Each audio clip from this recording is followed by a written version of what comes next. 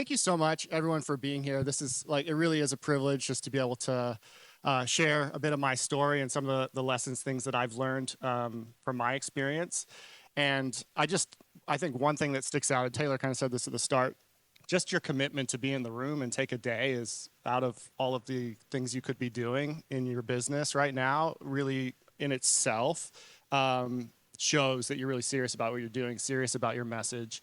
And I really believe that there will be a return on the investment from this day. There's so much more beyond even what I'm going to share to come that I'm even just being able to sit and listen to Steve, that was just gold for me and my business and what I get to do. So thank you so much. A little bit about me. I always feel like it's hard. I don't get to say I was born and raised in Hawaii, but I was raised. I was actually born in New Zealand. You can tell by my accent, right? But if you met my parents, they fully sound Kiwi. But that's where I came from. We moved to Kona actually in the 80s. And so I'm a Hualalai grad, 2003. And out of high school, I kind of said I was born in New Zealand, raised in Hawaii. And I really became, I guess, an adult or matured in Australia. So very confusing. So ooh.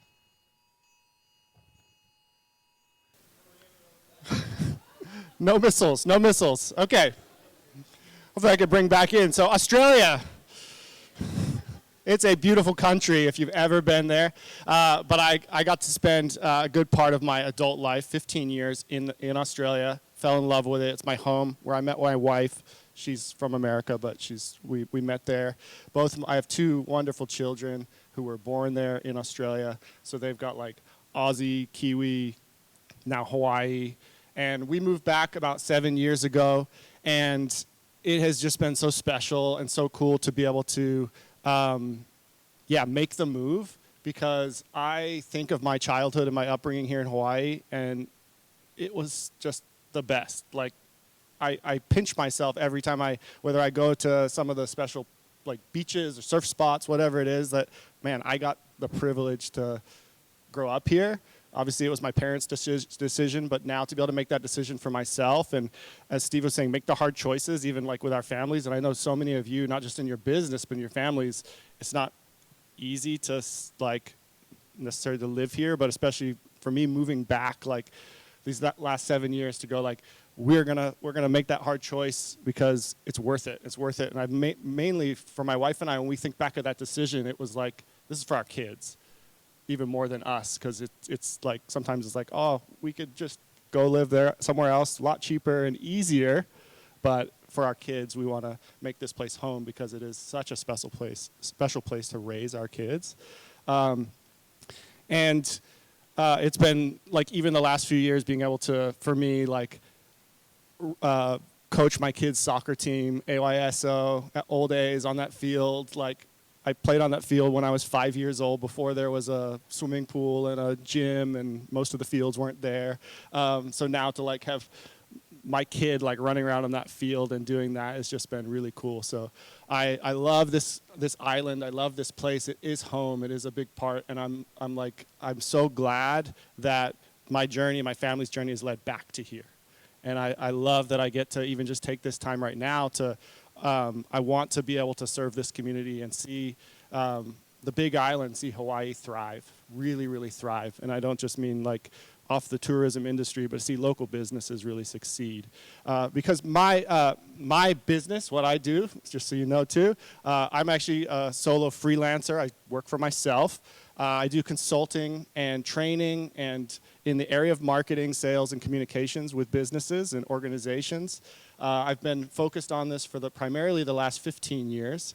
And have had, just the incredible privilege to be able to travel all around the world, helping from a single creative musician to a small business to a large charity or nonprofit to huge, large-scale businesses with hundreds of millions in revenue in a year, and kind of all across the spectrum in multiple different countries and stuff like that. And I've had, in that space, been able to learn so many things. And it's really the reason I've gone solo and freelance and why I do what I do now is because I'm passionate about seeing people, like their businesses, their passions coming from the nonprofit charity space. These incredible causes, for you, your incredible messages, your businesses, I understand and I've seen and watched just how difficult it is to get those heard in this digital world that we live in today, to actually get heard. Like, do people know you exist? It's just becoming more and more hard. And I kind of went the direction I've gone because I don't want to just help. I don't want to just do marketing and do sales and just help people generate more money. I know money and revenue is an important part of a business. You got to have it. But what's more important than that is the why you're doing it, your story, the story of Kuleana Rum and what Steve was talking about, the actual vision and message versus I don't want to just work for some, I don't want to help market and just make more money, do the easy way. I want to help businesses, organizations, it could be for-profit, not-for-profit, whatever it is, take their incredible passion and vision, incredible story, and get it heard, and see it flourish and see it grow. And so that's even Taylor and I's working together, it's been, even for me, in helping with the magazine a bit and helping with this conference today, really comes from even the story, the heart, the vision of the magazine. And so it's not, I don't want to just oh, yeah, I'll help another magazine that's just getting stuff out there for tourists, but something that I was oh, I love the vision of this magazine. I want to help it. I want to help it grow. I want to serve it and help it get its message out there more because it's meaningful, it matters, and it matters to me. And I know I don't know all of your businesses and what you do, but you all have a really powerful message that needs to be heard. It needs to be spread. It needs to get out there more. And I know that that's really difficult. So that's why I've spent the last 15 years kind of just focusing in on that primarily, is how do we communicate more effectively? I don't just say marketing and don't just say sales and all these things, but I really kind of want to harbor on that word of, are we as leaders, as business owners, really understanding what does it take to communicate our message? Not what does it take to just make more sales, but what does it take to actually get heard, especially going into the future. I'm going to show you a little bit of a throwback photo. It's one that popped up a couple months ago for me, and I've kind of been reflecting on it. It's a bit of my kind of how I got going in communications as a teenager. And it's a little bit of, this is just classic 90s kid, white boy in Kona, bodyboarder. I don't know why I'm wearing a beanie, me and my brother. I don't know. We're not up Hualalai. It wasn't cold. This is, for those of you who know Lunapule Road, I grew up on that road. And me and my brothers were all bodyboarders. And so we would wake up, dawn patrol, walk down Lunapule to Honol's, Waiaha, and that's the birthplace of bodyboarding. And that, once again, I think of my child, I'm like, I get to do that. That was so epic. I didn't care that my house was ghetto and there was drug deals on the street. It was all I cared. I was I'm gonna go surf this morning and go down. And so this is me and my younger brother actually in our house, and we're on the computer there. So to get into the technology side, is actually the first Apple computer that the average person, consumer, could buy. It was called an iMac DV. So it wasn't the first iMac, but it was the iMac DV. It was the first computer this is what was significant, that you could take your little home handy camera. So this is kind of dating it back there. I mean, I've got the date on there, but and you could plug it in with this cord, and you could then take that video that you took and you could edit it together. You could put titles. You could put your favorite song that you downloaded illegally off Napster, and make these cool videos that only the pros and big budgets and all the stuff the professionals could do. But me, as in this picture, as a 14-year-old here in Kona, was able to get this computer and start to edit and make these cool bodyboarding videos. Well, we thought they were cool. When I watch them back now, and I won't show you a clip, but they're not that cool. But the other cool thing about this was that it actually, it was before, not when I was 14, it was actually when I was a bit younger. When I first got the computer, my parents actually co-signed and helped me get a loan for $1,500 to buy that computer. And so I think about that, even their investment in me early on to like co-sign on this loan.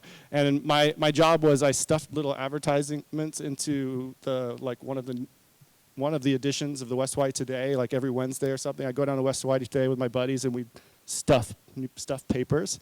And we actually made pretty good money, like hourly, because it was all about how fast you went, right?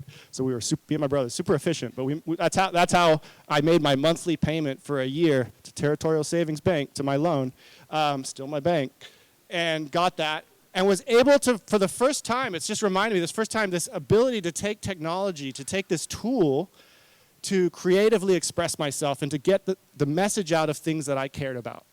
So as a 14-year-old, all I cared about was bodyboarding. A little bit of soccer, hang with friends, but bodyboarding. I just wanted to be in the ocean like all the time.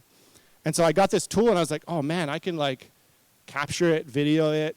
Again, my parents, just shout out to them, incredible. They'd wake up at 5 in the morning, go down with a little tripod, sit there at Honno's and film us. And we would then go plug it into the computer and we would make these bodyboarding videos and we would share them. And I built my first website, I think about a year later, off of that machine, and was like, oh wow, we could like take these videos we made and stick them on this thing called the internet using our dial-up internet at the time. This is before YouTube. This is before social media. And I got to share what I was passionate about. And people were responding. People were hearing it, right? I got to share Hawaii, the Big Island, bodyboarding, what me and my friends were doing. And it was amazing to watch over the couple of years. Like I said, I moved to Australia, so I kind of like shut the site down and didn't really pursue it as a business at the time. But the response over the year or so that I had it going, we were able to get millions of views to it. As a teenager, I made all these connections with pro bodyboarders all around the world. And even like just the people that I looked up to in the ocean, like the older guys that were like really ripping, would like come up and be like, oh, I saw your site, that's sick, I saw that. I was like, my message was being heard. And I was just some kid, and I was just like, oh, sweet, I'm editing these videos together and putting them out there on the internet, right? But it was this first like seed of, oh my gosh, I can use technology to share the message that I have. There are these tools that we have that can help spread our message. And got me going that now today it's really cool to be able to go, okay, how do we learn or how do we utilize the technology that's in front of us to get our message, to get the things we're passionate about, that we care about? How do we get that heard by more people, by the audiences that we're trying to reach?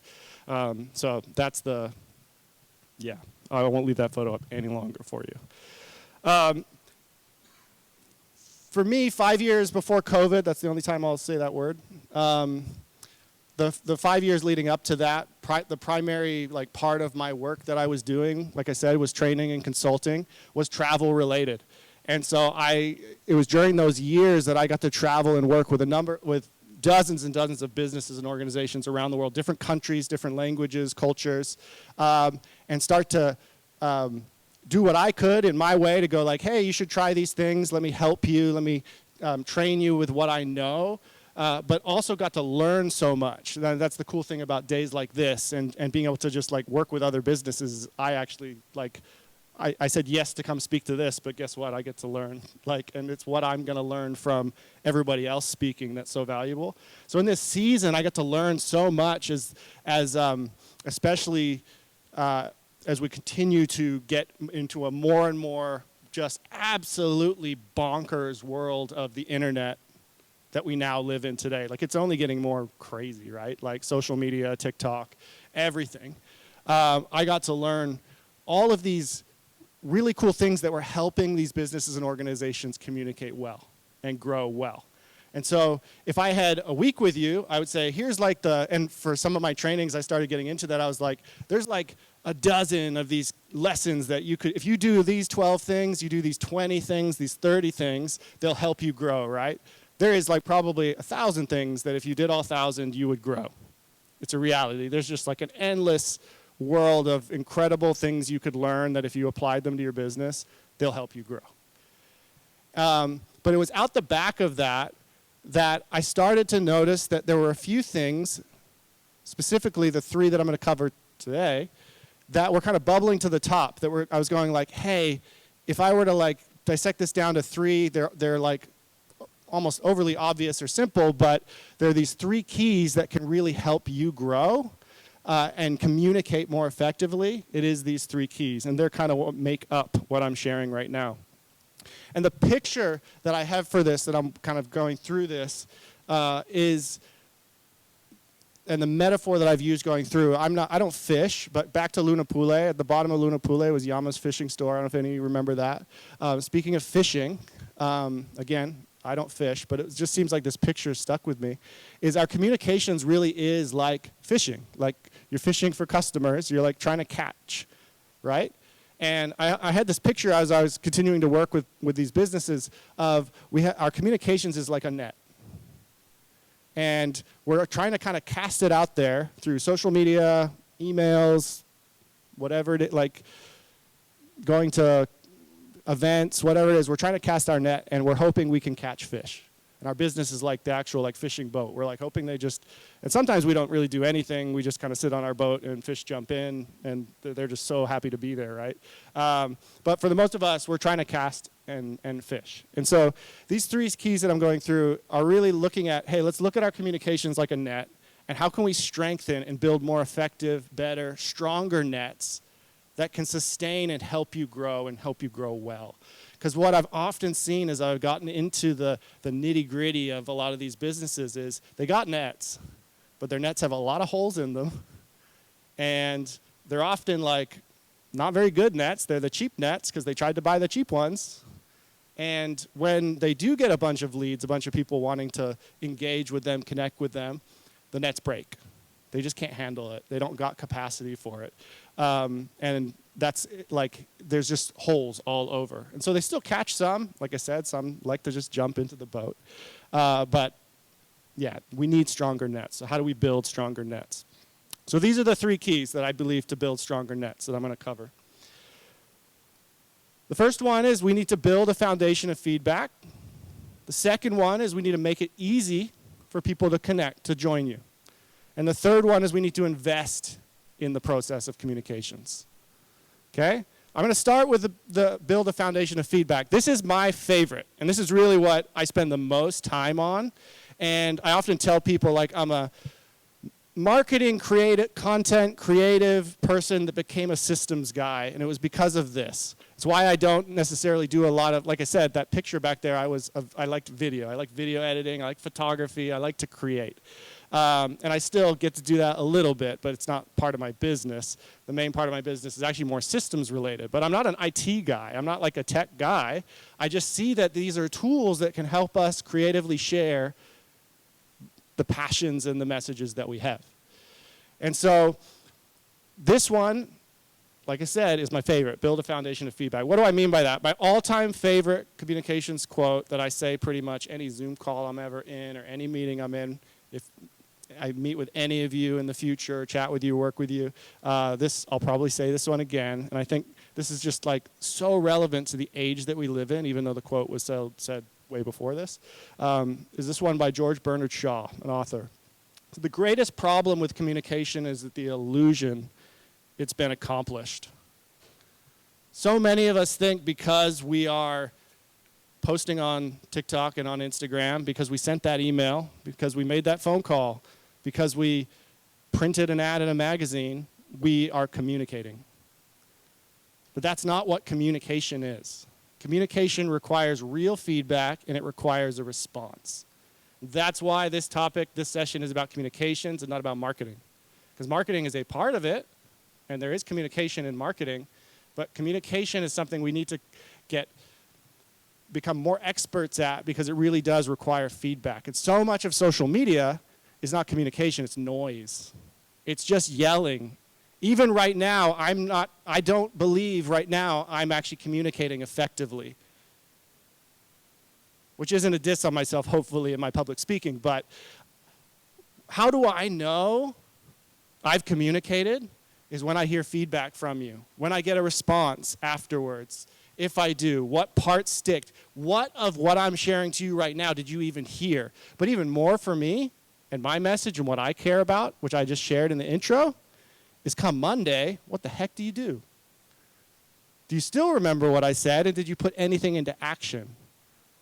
That's communication. And so much of us, we're throwing money at ads and social and email marketing and print ads in an amazing magazine that's worth it, without feedback, without response, without even knowing. It's just the illusion that we're communicating. We pat ourselves on the back. We even get a response, and we're like, we did good.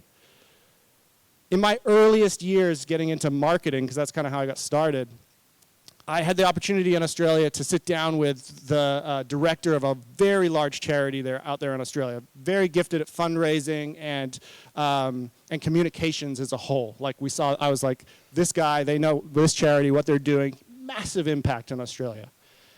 And we were just asking, we're trying to grow this. I was working with a nonprofit at the time. We're trying to grow this nonprofit. How do we do it?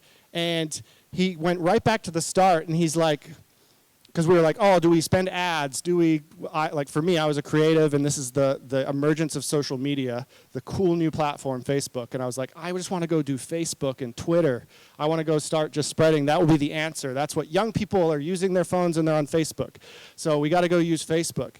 And he encouraged me in that meeting. He said, a lot of our marketing, a lot of our advertising, our social media is kind of like, picture Daniel, this big bag full of money. We'll call it $10,000.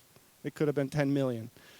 And a lot of what we're doing is we're taking that bag of money and we're just chucking it up in the air. I don't know if you've ever been or seen those, I think they're on game shows, right, where they blow money up and you're trying to grab it out of the air.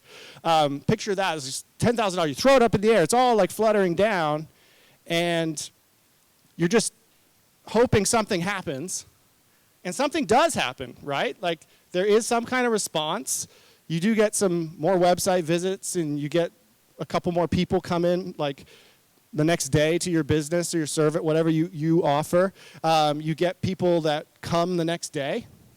You get a few new bookings. But you have no idea if it had anything to do with that $10,000. That's back to that illusion piece. You think you spent all this money and people walked in the next day, and you just build that bridge in your brain to justify the $10,000 spend because you made noise, you did the Instagram post and people made bookings. But if you don't know, he's like, Daniel, you got to go figure out, and he couldn't give me the how do you do this? He's just like, you got to go figure out which of those dollars made the difference. How do you actually get feedback to know that that dollar created that response? And this isn't just financial, because it's not just talking about dollars spent on the internet. It's also dollars spent on your team. It's investment in, he was like, your creatives making promotional videos, posting on social media, whatever it is. It's your time, it's your investment. Do you know, are you getting feedback? Do you have a culture of feedback? Do you have a system of feedback? Do you have a foundation built into your business that anytime you make these investments, it's connected and tracked, and you're watching it and knowing that's where it came from? Because he's like, Daniel, the second you know which dollar bill created the result, what are you going to do with the other $9,999 bills? You're going to take it and you're going to go spend it where it actually makes impact. And that started something in me where I actually, once again, as a creative, I wanted to go and make videos and do social media and do all the fun, cool stuff. I felt provoked and challenged in that moment to go back to the organization I was working with, back to the drawing board and going, when we do a post, when we do something, do we know? And it got me into this world of systems and CRMs. If you don't know what that term is, customer relationship management. It's the Salesforce is the big one. I pray you don't have to use it. It's not a wonderful platform, but it's a powerful platform, and a lot of businesses use it. For me, what I work with and primarily I'm doing stuff with is a platform called HubSpot. It's a CRM and communications platform. But what these systems are doing are giving you a tool, but once again, you got to build it, because every single business and individual in this room is unique, and there's unique ways you're communicating, platforms, your messages are unique.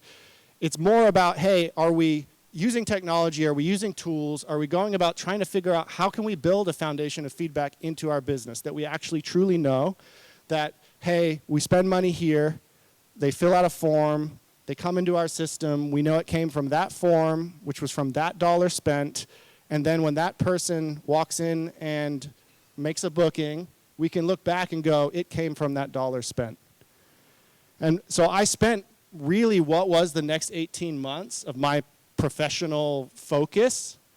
We did the social media, we did dabble in ads or that kind of thing, but the primary job that I did was going, at that time, how do I figure out this Salesforce thing? I don't like it, I don't want to do it, but we need to take away that illusion and really understand and know that when we spend money on those ads, I specialized a lot in Google ads. I've spent millions of dollars on Meta, Facebook, Instagram ads, and got to create some of the first paid ads when Facebook first lets you even put in a credit card and create an ad as a business. And to be able to go, hey, we just spent money on that ad, which ad is working, which ad has produced a lead, and how did that lead actually arrive? For this was a training, like university courses in Australia, that I was helping in a sense to grow the student intake for these courses. And it was cool as we built out these systems, as we figured it out to an extent. Now this is a never-ending thing. I've got incredible stories of people that came and did these courses and ended up becoming really good friends of mine, ended up meeting their spouses and having families, and because once again we're talking about over the last 15 years that I still know to today. And if I were to log back into that Salesforce for that organization and look back, I could say it came from a Google ad that I created and that we spent X amount of dollars on. And so I kind of would always joke with them or joke with our team like, oh, we're responsible for marriages. We're like, you think of, even though that wasn't the message or what we were trying to do, but you see the end result of like our cause, what we were doing, you can actually start to connect back and go, oh, it was from that investment. It was from the time that I put in as a communicator, from the budget, the money we spent, and because we tracked it, because we surveyed, because we measured, we had monthly reports where it was like how much, so it's not just about a system, but it's also a culture of feedback. That it's logging every phone call. This is hard work, and it's even harder to develop a culture in a team. So if you're an individual, you can obviously like rally yourself to do it, but if you're doing teams, and this is often where I'm working with larger teams, building a culture of this is so difficult. Please log that meeting you just had in the CRM. It's not, it's hard, but it's so worth it because when you do that, it unlocks and kind of makes clear that, hey, the investment we're making is actually producing the results, and we're actually seeing it go all the way through. And so feedback really shines a light on where the holes are in your net. It shows you where the leaky pipe, the sales pipe is that you're measuring, you're going, hey, we're making these phone calls, and when we make more of them, because we're measuring it, because we're tracking it and logging it, more people are applying to do these courses. When we slack off and do less of it, less people apply. When we spend money over here, more leads are coming through. You can see the causation and effect through a communication journey of someone who doesn't even know you, your business, your cause exists, to the day they respond. So communication. Never heard of you, today they respond. How do you actually know? So we're going to revisit some of these questions after each point at the end, but I do want to just stop for 1 second and just kind of leave you with a question on this, and write down if you have the answer, just think about it, but at the end we'll revisit it. Is what's one area in your business where you're still guessing when you could be getting real feedback? What's something when you think about it? I mean, I have conversations all the time. This really comes up when it comes to paid advertising. We're spending thousands of dollars on these ads. We're hiring this agency to do advertising for us. We're getting more sales. Maybe those sales came from something completely different, and you're wasting all that money over there. That's like a common one. But there's so many parts. Like when you think of your communication journey from someone who doesn't know you exist to the day they walk in and they're a customer, an advocate, they love what you're doing, they carry your message. Are you getting feedback, or is it like an illusion? This is a big frustration piece, but like I said, it takes huge investment in building that foundation. Building a foundation of feedback from a systems and structural. This is not get a Google Doc and a spreadsheet. You can't get effective feedback in the digital age with a spreadsheet. Okay? We all know how to use a spreadsheet because we used them for the last 20 years, so they're familiar and you can type stuff into them, but that's not the same thing as a CRM. We need effective communications platforms that are tracking and measuring every step of the way to the day someone engages with you and figure out how do we connect those dots. Whether it's a simple form that brings in a lead and then tracks that they opened emails, that they responded to this. We're getting another missile one. All the way through to the end. So what's one area in your business where you're still guessing?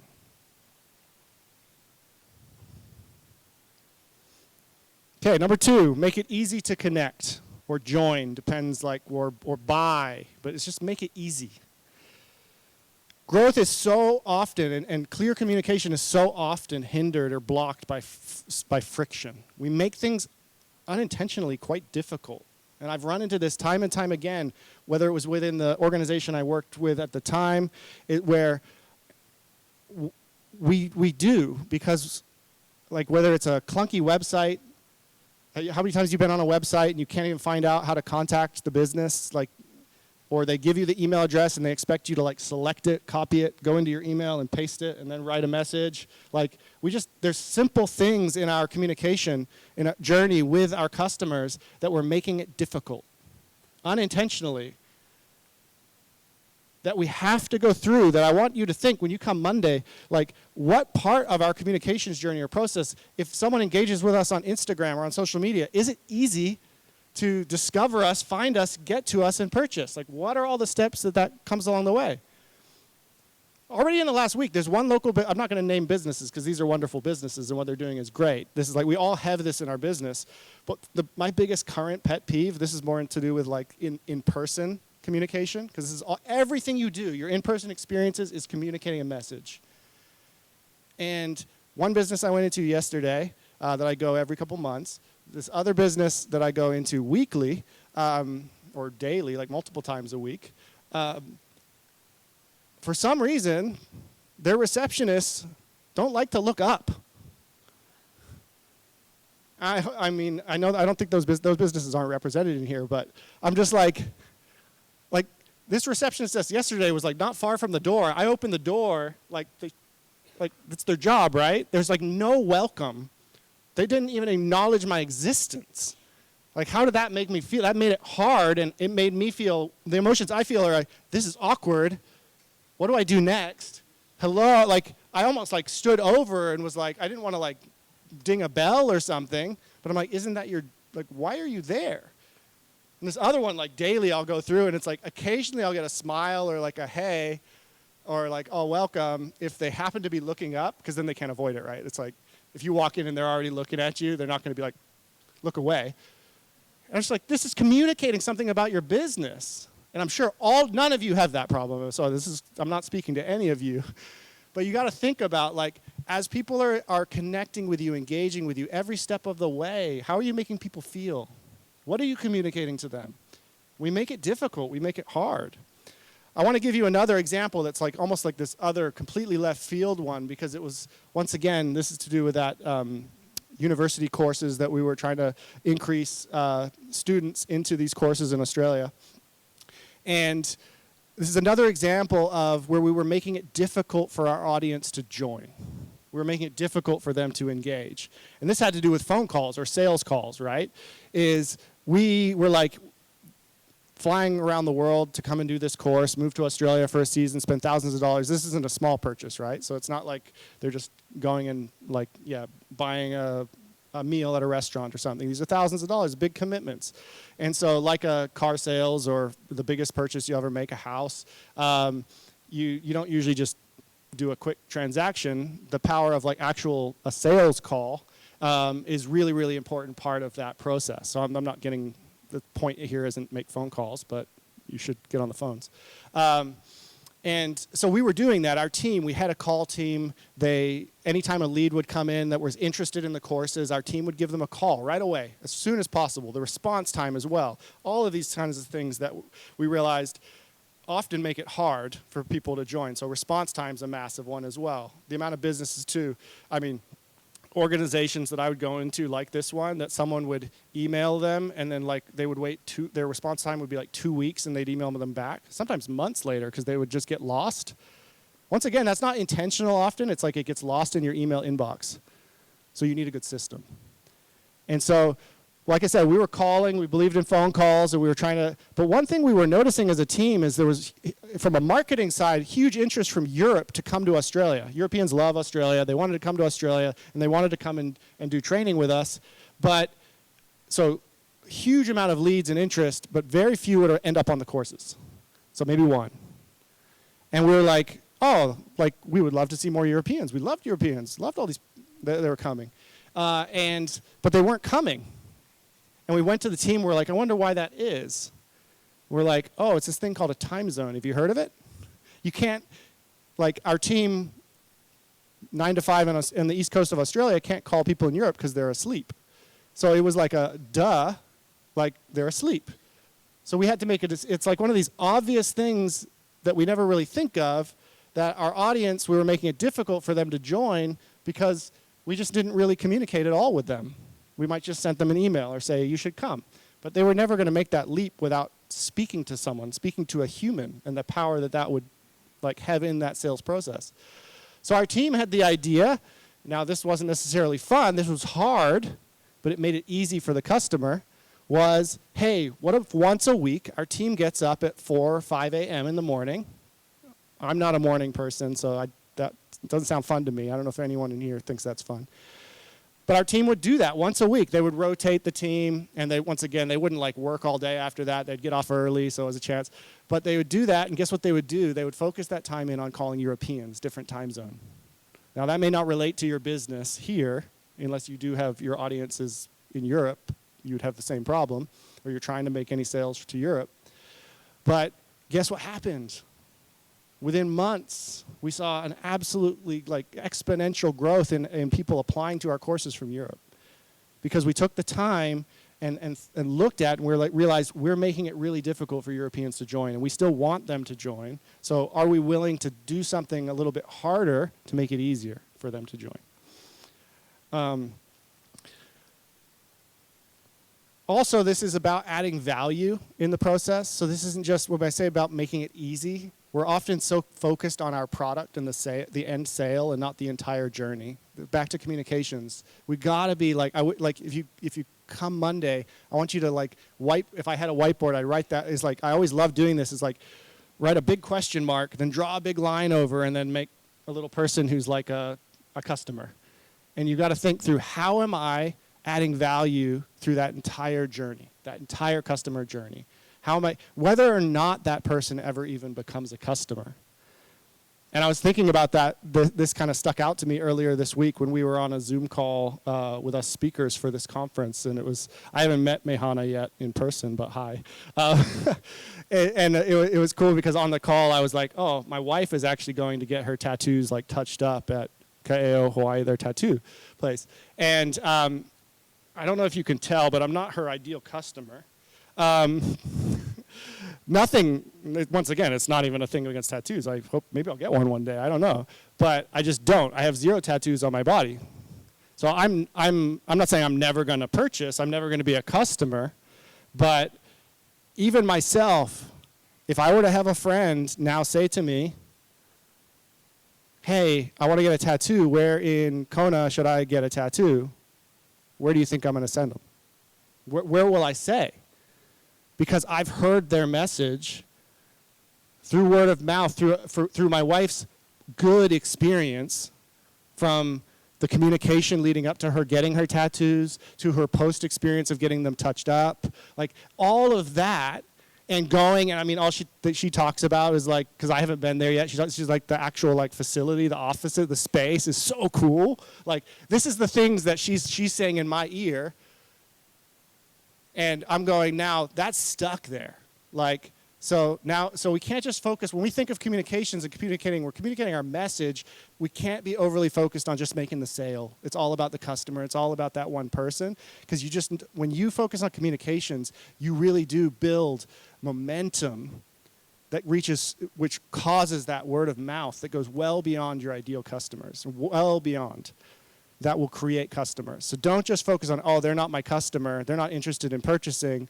Like, oh, I'm trying to talk to them and they're just, I can tell they're not interested. Therefore, I won't bother with this conversation. I won't bother with this interaction. I'll make this unpleasant. I'm a receptionist. I won't even look up at them, even though I was a customer in these cases. We need to make it easy. We need to make it way easier. So the question on this one is, where are you unintentionally making it harder than it should be for someone to connect, buy, or join you? I want you to think about that. Think about your business right now. It could be in person, it could be social, it could be the web. Like I said, I kind of more focus on the digital side in what I do, but this does very much play into, like I said, the in-person experiences. Your receptionist. Right now, I want you to maybe find someone who's never been to your business if you have a receptionist and say, hey, can you go go in and just give me some honest feedback? Do they? Or maybe you've got a Ring camera and you can just spy on your receptionist and see how they're doing. How often do they look up from their dang phones? What are you paying them for? Because that's the face of your company, right? That experience. My wife had a great experience walking into Kaeo. So it's that matters, and I have yet to set foot in there myself, but I know that and I can speak to it, right? So where, think about that.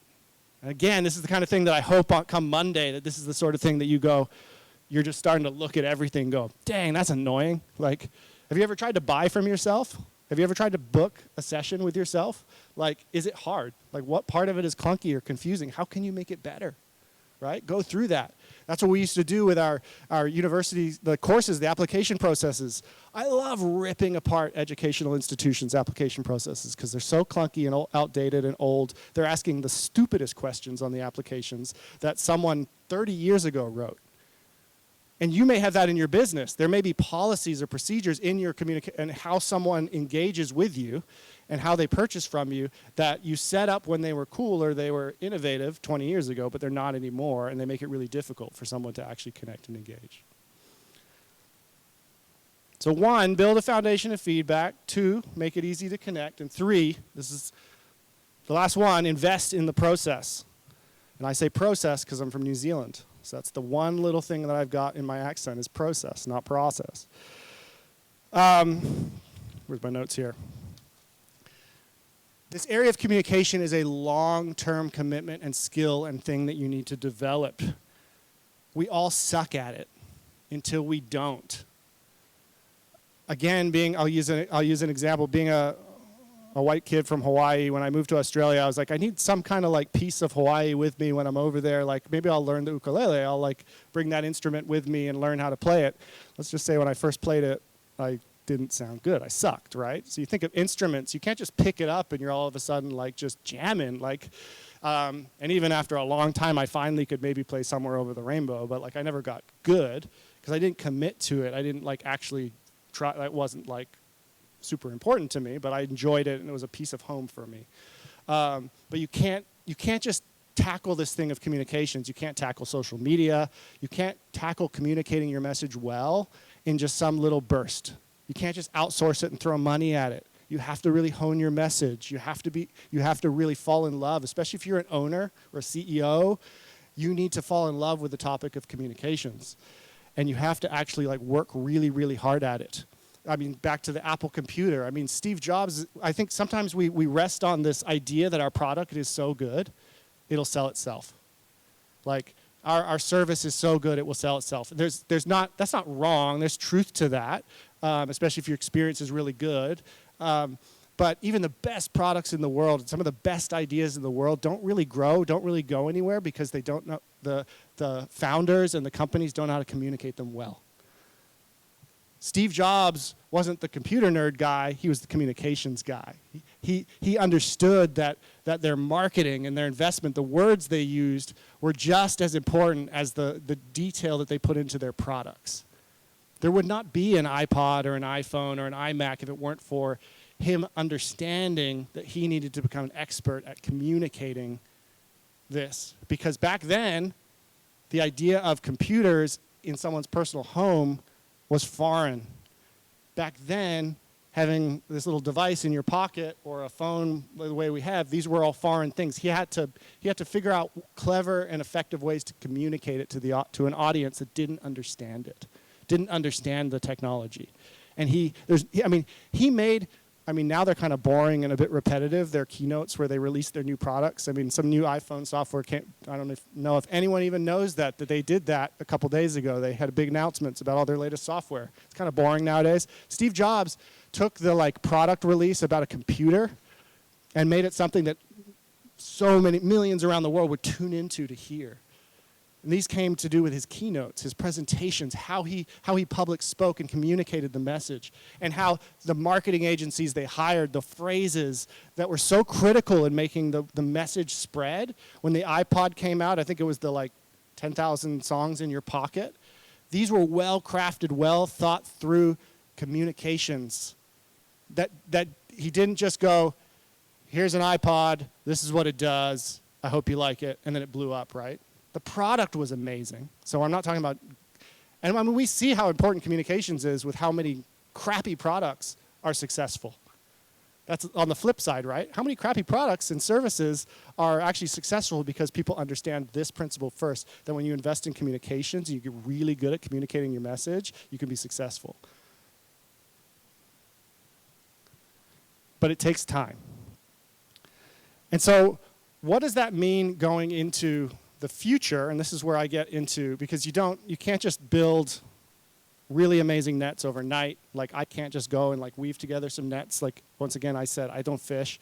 I can't be oh, tomorrow I'm going to fish. I'm going to go create some nets, head down to the ocean, chuck them in, reel up some fish. No, I'd be an idiot. I'd look like an idiot. I wouldn't catch any fish because I don't know what I'm doing. That would take a lot of time. I'd have to become an expert at it. I have to actually know what's the best techniques, what's the best nets. I'd have to invest.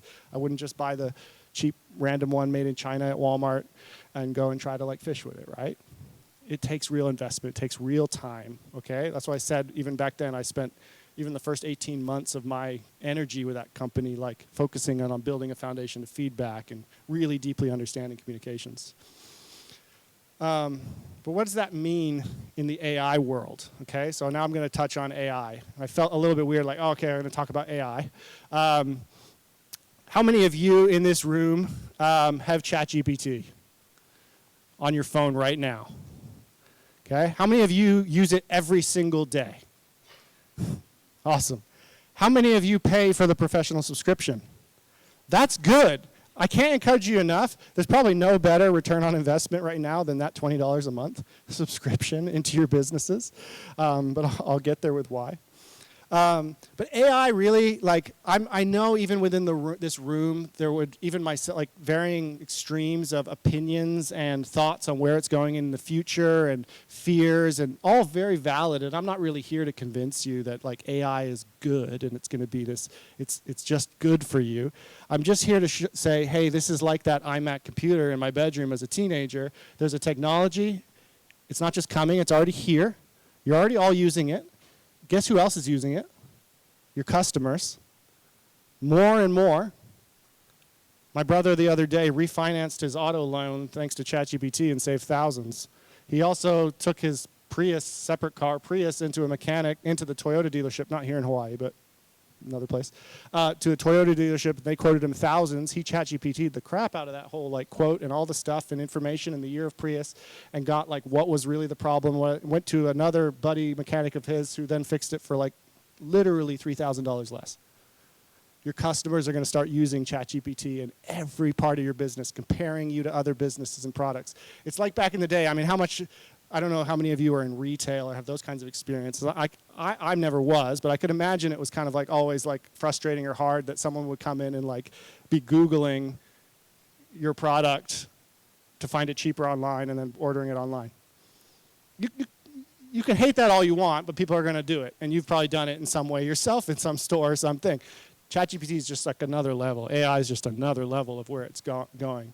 I just want to encourage you not to, especially as business owners and leaders when it comes to communication, not to fear it, but just to be curious, to just start to explore it. Like I said, I know all of you have kind of touched on it to an extent. I mean, Steve is killing it in his presentations using it. for his pictures. But I want to leave you with a bit of a framework that's helped me in my own business, but even as I've worked with businesses around AI, that I think is really important. Because you know what is the coolest thing about this room right now? It's you. It's the fact that we're a bunch of humans that are together, right? What's the coolest thing about your business? It's you. It's the people that matter. And I don't think we can fear oh, AI will take over, robots will just do everything, right? We'll just kind of sit on the beach and sip the best rum in the world, right? But for me, as I've started to look more at how we can, as businesses, apply AI into our communications especially, I got this kind of helpful thing that's really made me go, when I look at what I used to do and some of the jobs that I used to do within my own business and working with businesses a year ago, 2024, even to 2025, it is bonkers. The amount of time I am saving in some of the most lame things of my job that I don't want to be doing, including taxes, reformatting spreadsheets. I'll drop a spreadsheet that's a hot mess from a client into it, and it'll fix it like that. Just the kinds of things that it's helping accelerate, just like that iMac did with video editing for surfing. It was just it's just crazy what it's doing. But I work in communications, and so I'm seeing the garbage that's starting to be put out there. The fake avatar. I actually did a video a year ago of a fake avatar version of myself, and so when I started posting videos afterwards, people were still not sure if it was really me, because I've dabbled in it, more to explore it, to be curious, not because I want to do that. There's going to be even more garbage than ever before in the future. That's an opportunity for you to put quality out there. And what's the most quality thing out there? It's the human part of it out there. But you can use AI in that. And so what I mean, I'll actually I'll throw this quote in, sorry, in my notes that was before that. This isn't my quote, but this is a variation of many AI leaders at the moment that are speaking about this. Is I really believe this for those of you in the room, is AI is not going to be the thing that puts you out of business, but there's going to be other businesses that use it that might. So this is a really important one, and I so badly want you to succeed, those of you in this room. But the way I look at it, especially when it comes to content creation and communicating, and what I think will be the difference in content into the future and how you communicate, your emails, your social posts, everything, even as whatever you're creating with AI, because I know you're all going to create amazing stuff and use AI in some way, is that when you look at AI, when you look at something, I want you to always look at it in a way where you're this is human inspired. This is something, I have an idea. My team has an idea. I'm inspired to do this social post. I have inspired to write this email. I have this idea. And then you look at AI and go, how can it assist me to make it better? How can it help it edit it? How can it make it how can it take what we just wrote up, how can it take this blog that we wrote and then make it into an email and make it into a social post? How can it expand and help it accelerate out more than ever before? But, and the hugest but in this whole thing, is that everything you do with AI, please, please make it human finished. Do not rely on AI. Do not rely on ChatGPT to communicate your message. Let's keep humans in the driver's seat in this. And I think those of you, the businesses that you do that in your communications, will be the most successful. And man, will you stand out, because the garbage is getting more garbagey, more fake. And people are going to start to notice, oh, you're a real human. I trust you. So you want to build trust with your audience, and you want them to truly hear you, especially as we get into this more garbagey, that's not even a word, but I'm starting to use it, age of AI. You've got to keep humans at the start. Human inspired, AI assisted, and human finished. And you see it. I see it on every social post. Now you're seeing those pesky M dashes. You heard of those? Or the overuse of emojis that just humans don't write like this. Stop doing it. Go in and edit it out. Make it more you. So you can use AI to help you formulate thoughts, but go in and edit it. AI was not used in this entire presentation here. There was no, which is nothing against being used, but I didn't use it. But I used AI heavily in preparing for this week. I'm not going to go into the details of how I did that, but I used it quite a bit. So the prompt or the questions I want to finish on with this, with invest, because I think you really need to invest in what are the nets of the future. Like, what does a futuristic net look like? What is the most, like, the best possible net? And I think AI is going to create a net unlike anything before, okay? So I really think it's important that you and your businesses figure out how to create nets using AI really, really well. And come Monday, these are broken into 2 questions. How could you start using AI this month to grow your business or simplify your work? I know many of you are probably already doing that, and from the show of hands, I love that. But you need to keep thinking of that. Is there a part of your current business workflow, what you're doing, the work that you're doing, that you could apply this technology to? You need to start being curious, because you'd be surprised. Because then you can go focus on the real work. You can spend more time with the humans. You can be more like what's so amazing about what you're doing. You let AI do the like I said, crappy junk stuff for you, like, and help speed up stuff that used to take you forever to do. Second, and I think almost like right now, this is probably more important, is like, how might your customers be using AI? And how does that impact how they interact with you? So how are they using ChatGPT right now? When they walk into your business, or before they ever walk into your business, when they look you up on the internet, Google's gonna be pretty much a thing of the past.